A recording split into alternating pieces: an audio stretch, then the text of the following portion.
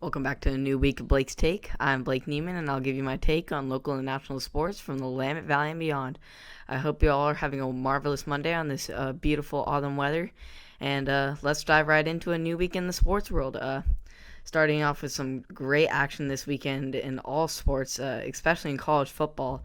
Uh, but I'm just going to go over the two games that I thought were the most exciting and the most important this weekend.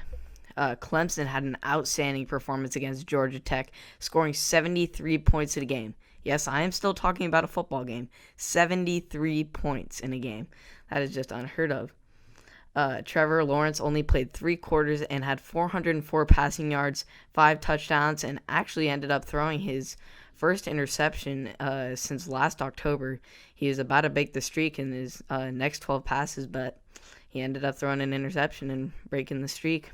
But nevertheless, Clemson had an incredible, historic performance that will go down in history and making their national championship run closer and closer each day.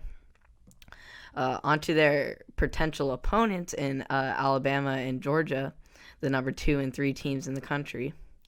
Nick Saban was actually able to coach Alabama in this game after testing negative twice in the past 48 hours. So he was able to coach, which is a huge plus for Alabama in this game.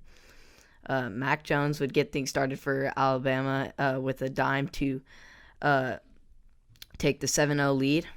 Georgia would then respond with 2 consecutive touchdowns, one late in the first quarter and one 82-yard first play in the second quarter to take the 14-0 lead. This 82-yard touchdown was to James Cook, who is, fun fact, the younger brother of NFL star Dalvin Cook. So that was interesting. Alabama would tie things up 17 apiece later in that second quarter.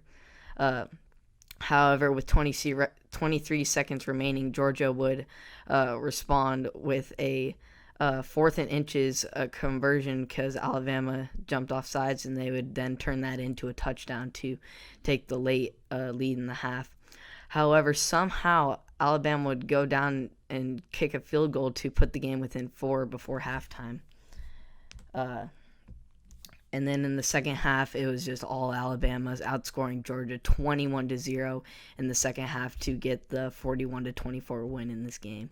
So Alabama improves their record to stay undefeated and improves their contention for a national championship. As far as NFL this weekend, we're going to start with some Sunday Night Football between the Rams and the 49ers. In the first half, it was all 49ers outscoring the Rams 21-6, and Jimmy G would throw 2 touchdown passes in the second quarter to really get control of this game in the first half. The Rams would actually not respond with much of anything until the late fourth quarter, where Jared Goff would throw a bomb to Josh Reynolds to put the game within 1 score. However, the Rams just couldn't pull out this one, and the 49ers ended up winning 21-6 over the Rams. So a great win for the 49ers, and hopefully getting back on track after a rough start to this season after their Super Bowl appearance last year. As far as the rest of the NFL, there are some positives and some negatives. The Steelers and Titans remained undefeated, while the Jets remained defeated. The Colts won a nail-biter. The Lions beat the Jaguars. The Packers suffered their first loss, while the Giants and Falcons got their first wins.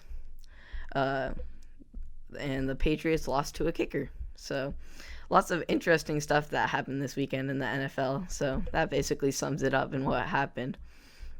As far as today goes, we're going to have 2 Monday Night Football action games, one between the Chiefs and the Bills and one between the Cardinals and the Cowboys. So I'm sure those will be some great matchups, and make sure to tune into those tonight on ESPN. As far as MLB this weekend, we finally have a World Series matchup. After a long championship series, both ending up with a Game 7, we finally have a matchup. We're going to start things off in the ALCS, where the Astros were looking to complete their 3-0 comeback, only the second in MLB history. The man himself, Randy Arozarena, would get a huge start for the Rays with a 2-run homer in the first inning to take the early 2-0 lead. Then Mike Zanuno would crush one 430 feet to left center to add to the Rays' lead to take the 3-0. Charlie Morton would then shut down the Astros in the first 5 innings, throwing only allowing 2 hits and having 6 strikeouts on only 66 pitches. So great performance by him. Then Mike Zanuno would crush one to deep center and as a sacrifice fly to tack in another run for the Rays to take the 4-0 lead. Carlos Correa would actually give the Astros some hope in the 8th inning with a 2-run RBI to put the game within 2. However, the Astros just couldn't cap off the incredible comeback, and the Rays ended up winning this game 4-2 and punching their ticket to the World Series for the first time since 2008. So congratulations to them on an ALCS victory and a ticket to the World Series. On to the other game in the NLCS, Braves versus Dodgers, where the Dodgers are looking to come back 3-1 and punch their ticket to the World Series. Marcell Ozuna would get things started for the Braves with an RBI single to get the 1-0 lead in the first inning. Then Dansby Swanson would back him right up in the second inning, adding another run with an absolute shot to left center to take the 2-0 lead. Then in the third, Will Smith would get things started for the Dodgers with a 2-run RBI single to tie things up. However, the Braves would come right back to with an RBI to take the 3-2 lead. Freddie Freeman had really had a chance to extend things and take control of this game for the Braves in the 5th inning with a shot to right field.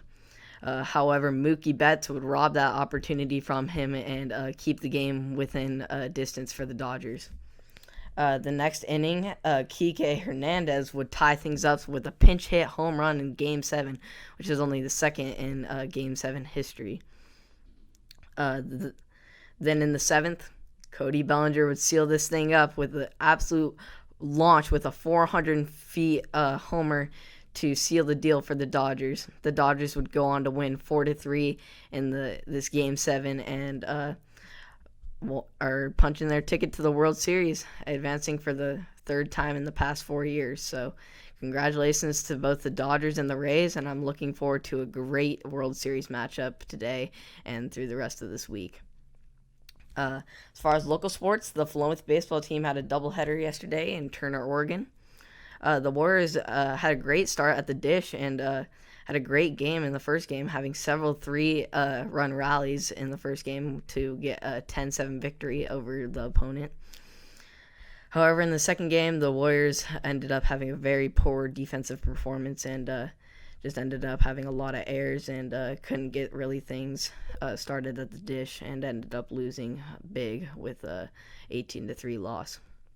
So both some positives and some negatives this weekend for the Warriors, and looking forward to see how they'll come out next weekend, see if they can finally get the double game and actually win the second game this coming week.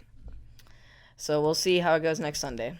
But thank you again for tuning in to another day of Blake's Take, and I appreciate all of you. You can listen here on Spotify or Apple Podcasts or just here on YouTube. And I look forward to reporting on some more sports news tomorrow. See you tomorrow, guys.